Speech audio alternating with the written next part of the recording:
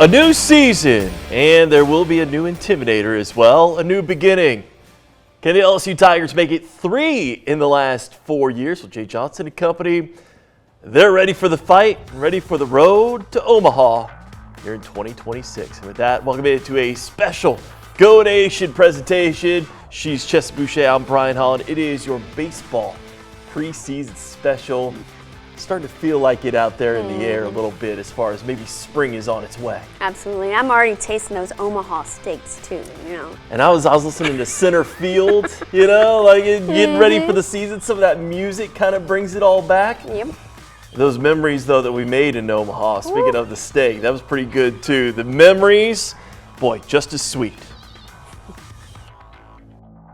Be a great night in Omaha tonight for the purple and gold. LSU ends with 53 wins to its name in 2025. That's just 10th all-time in program history. But when it came to the postseason, this team was all-time great. Isn't it great to have 8? An incredible 2025 season. Tournament time's our time. Tournament time's our time. And they were amazing in the NCAA tournament.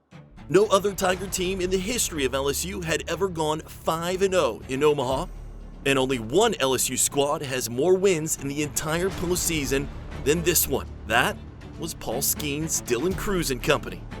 And that great 2023 team in the discussion for greatest of all time had 2 losses in the College World Series. This team had none. LSU! LSU! As LSU fans, once again, made it Omaha North. They make a difference. They really, really make a difference. It hits me every time the national anthem, and it's the home of the brave, but it's the Tigers. I mean, I get chills. I think we weren't too nervous playing at Charles Schwab because we're so used to playing in front of the best fans in college baseball. And as far as starting pitchers, there was no 1-2 punch on the mound quite like Cade Anderson and Anthony Ianson. Anderson led the country in strikeouts. Ianson led them in ERA. Ianson fires, swing and a miss, yeehaw! Strikeout number 9 for Anthony Ianson.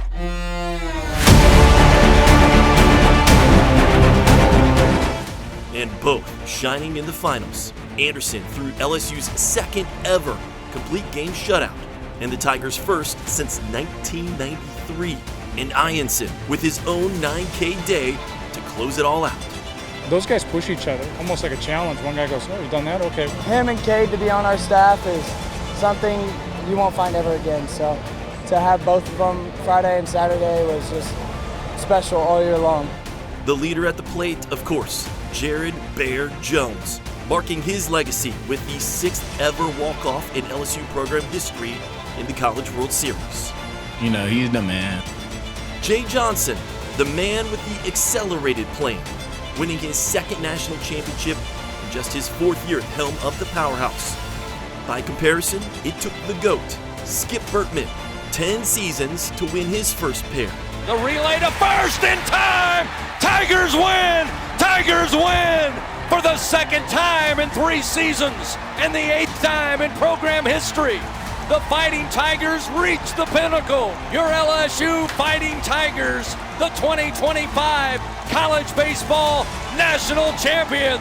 And no one has more championships in the major men's 3 sports since 1990 than LSU. And that includes professional teams like the Lakers, Bulls, Patriots, and Yankees. As I said in 2023, they are a worthy champion. They truly are the powerhouse of college baseball. Now, the defending champs get a little defensive when you ask about defending a title. To LSU head coach Jay Johnson's point, almost half the roster are newcomers, so they don't know what it's like to be in this position. But it's the standard which speaks for itself as soon as you walk through the door.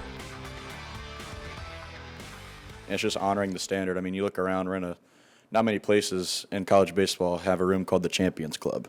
And that's for a reason. I mean, LSU is the golden standard of college baseball, and it's not just because of the winning history, it's because of how everyone handles their business every day. We called it working like number 2 and acting like number 1. That's why one of the things for us this year is hold the standard, and that means something different when we say hold the standard. Like, obviously you look around here, everybody knows what that is from a results standpoint, but hold the standard of high level of accountability, honoring the process, team over me, and being totally focused on right now. It's also showing up to an opposing stadium, and it's when we walk through that gate, you know that LSU's coming. Like, at the end of the day, like, we're going to show you why we have a target on our back. Pump it in my veins, Chessa Boucher. Coming up, we are just getting it started. Our predictions for 2026, what we're watching for this season, and who we're watching for. And a stab at that lineup card that what it might look like there on opening day. It's right around the corner, and that's next, right here in your Go Nation.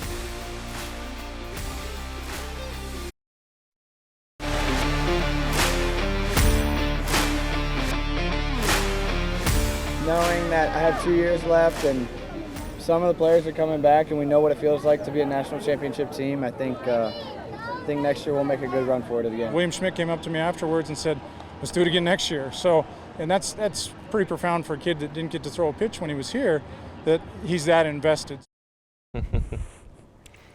Welcome back to your Louisiana Go Nation. Of course, a special presentation, your baseball preseason special as we get ready for first pitch of opening day. It's special. We talked about this is a special place. It's going to be packed there at the box. So let's jump right into it. Now, we look back on 2025. That's in the past, says Jay Johnson. Looking forward now, Chessa, 2026. What are you watching for here this season? All right, so what I'm watching for is Kason Evans. He goes from being the closer, the guy, to now a starter. It's a different animal coming out of the pen as opposed to trying to go deeper and eat up those innings late into a ball game. Now, as a freshman, he started 3 games and struggled in 2 of those 3 starts. But what he did in the postseason shows that when the lights are the brightest, he absolutely delivers, and he did that in Omaha. Kason Evans' regional championship game, though, against Little Rock, striking out 9 straight. I will never forget that performance, and one that LSU had to have. Ben McDonald, he only had 8 straight strikeouts. So he did something that Big Ben has never done. I expect a big jump from him in year 2, especially under Nate Yeske. So Kason Evans, keep an eye out for him. I really like that. I almost took that one as well. But like Dylan Cruz told the head coach one day, I can't wait for this team to lose. Okay, not exactly what you think here, but the All-American told Jay Johnson before last season, you'll know what kind of team you have this year the first game that they lose. That 2023 national championship team that he was on, they lost to Iowa, they won the tournament the very next day, and put together a 13-game win streak. How about 2025? They lost to Omaha in a doubleheader at home at the box. How? Well, they came out and drilled them 12-1 in the second game, then reeled off 17 straight wins. So I don't want to say it felt lackadaisical with some of those 2023 returners coming back for 2024, but it did feel like some of that fire just wasn't there at times, like they were leaning on all of the experience and less of the fire. Listen, with guys like Jake Brown, Derek Curiel, Kason Evans, I don't think this time around you'll have to be worried about the fire day in and day out, and certainly the grind that is the SEC schedule. We know all about that. You have to bring it every single weekend. All right, let's take a stab at what you're going to see there on opening day. Remember, these are just projections here, Chessa. Don't lose your lid here, but still a long way to go until that first pitch. Your outfield, though, it's set. I'll just go ahead and say it. I mean, it's done. It's done. And it's great. It's probably the best in the country. Yep, easily. More good news. Your leader and shortstop also set. Second base, probably the biggest position battle, though. Kansas State transfer Seth Dardar, a High Point transfer Braden Simpson, and fifth-year senior Tanner Reeves, all great candidates right there. First base, watch for Zach York to get plenty of at-bats between first base and DH. Third base, I think this is kind of Trent Carraway's to lose, if you will. The Oregon State transfer has plenty of pop in the bat, and they've completely retooled his swing, so I'm really looking forward to that. Catcher, I think the talented Cade Arabidi, obviously he's going to be your starter there. Good backup there with Mr. Cerna. And then that bullpen, just plenty of talent on the hill. It's so hard for me to fill in the pitching because, I mean, it's just a combination of so many guys who can do so many different things. It's a good problem to have, but depth, of course, comes with the understanding that you might not get on the field at times. I think it's going to be a tremendous strength of our team. It's pretty rare to have a team with this much depth, especially on the infield. And then you get into whenever we're playing another team, like we can match up with anybody. You're going to fail, like you're going to be a Hall of Famer if you fail 7 out of 10 times. So just learning how to handle that and go day to day and at bat to at bat. And really, Coach talks about it a lot, is the best players are the ones that can bounce back pitch to pitch. LSU's just, I mean, the baseball is just different. The competition, like on a whole different level. Play with the best. And I mean, my dream is to be a Major League Baseball player, so I just got to, this is like something I had to do, come out to Louisiana and prove it to myself and win a national championship. All right, coming up, why the expectations just got even higher for LSU baseball and the players who will make the biggest difference in the purple and gold this year. That's next, right here in your Louisiana Go Nation.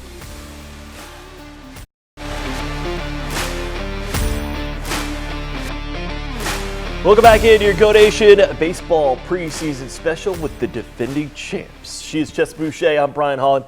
We'd love to get back to Omaha there, Chessa. Yep. But half the roster is completely made over. So let's do a who are these Tigers and maybe some of the newcomers that you expect to play big roles this year. Yeah, I think one of the biggest newcomers that it's definitely going to be a fan favorite easily is the big fella at first base, Zach York. He transferred in from Grand Canyon. He's also lost a little bit of weight in the offseason where he hit 13 home runs a year ago. He holds the GCU career records for most homers and RBI in the school's NCAA Division I era.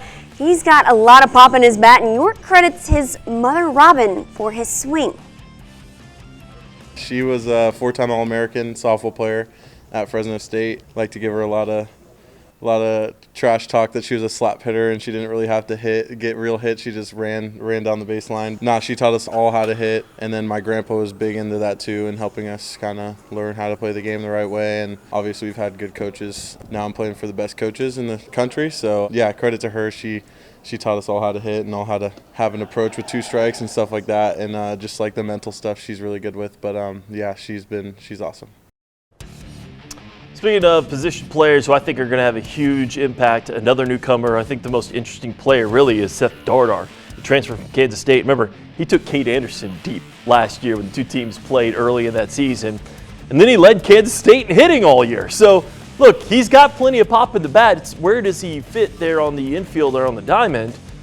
Keep an eye on where he plays. He's cross-trained at several positions, but it'll say a lot about who else is coming along as well.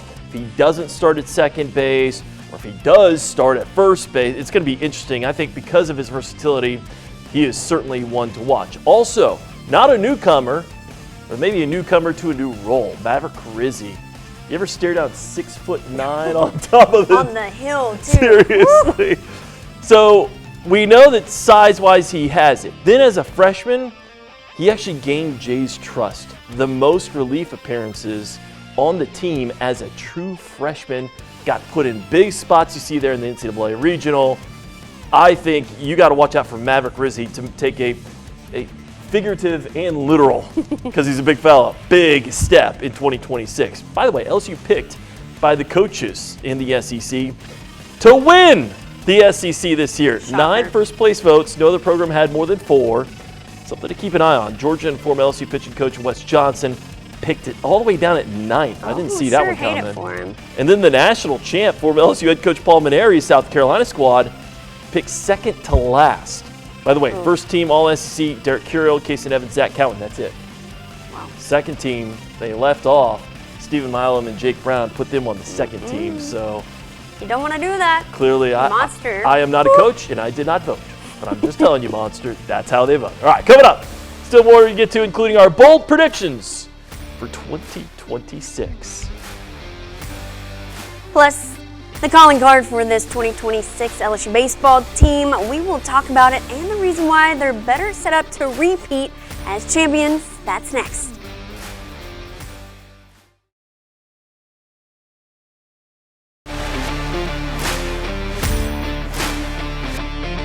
Still getting it fired up for a baseball preseason special. She Chess Boucher, Brian Holland. And of course, we went to Omaha. They won it all last year for the second time in 3 years. My favorite story was, of course, Skip getting in the locker room just before game 2 of the finals and saying, we're going to win, we're going to celebrate. Jay's like, hold on, we got to go win first. And now they're trying to get back. Yep. Defending champs, well, they're trying to do something that hasn't been done in 15 years, and that's go back to back. But they had a lot of turnover. Derek Curiel taking over center field, a position he grew up playing. The D1 Baseball's National Freshman of the Year is using his experience from year one in the purple and gold to help lead the Tigers to title number 9.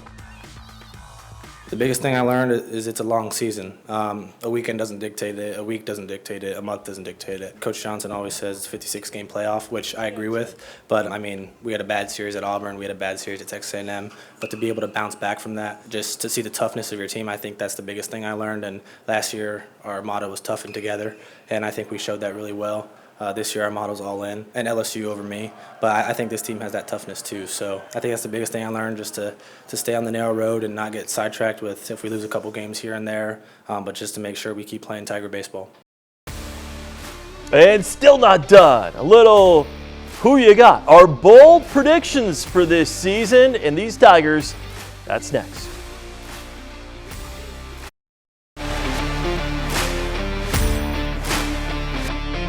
Closing it out, it is your Go Nation Baseball Preseason Special. Let's just throw the first pitch already. Let's get it going. All right, before we do, of course, it's who you got. So give me one bold prediction, something that's going to make me clutch the pearls. So, oh no. So Chessa has lost it. I haven't lost it, but this one is the guy to watch. Cooper Moore, the Kansas transfer, is going to be the guy. He's absolutely been dominant this fall. Jay loves him. He throws a ton of strikes. He doesn't walk a ton of batters. He's just steady, and he is that arm that LSU is going to need. Their success is going to depend on it. You know, I am all for a player arc, and I was there in North Carolina when Jake Brown dropped the ball at the wall. And I remember Jay saying right after, going like, the guys who athletically just have it, like they've got it, they bounce back. This will just be a blip on his radar. Jake Brown showed it last, and guess what? He's taking the next step this year. Jake Brown is going to be your 2026 SEC Player of the Year. Mark it in pink. I like that. All right. I like it too. How about Chess Boucher? I'm Brian Hall. Until next time, this is the Go Nation.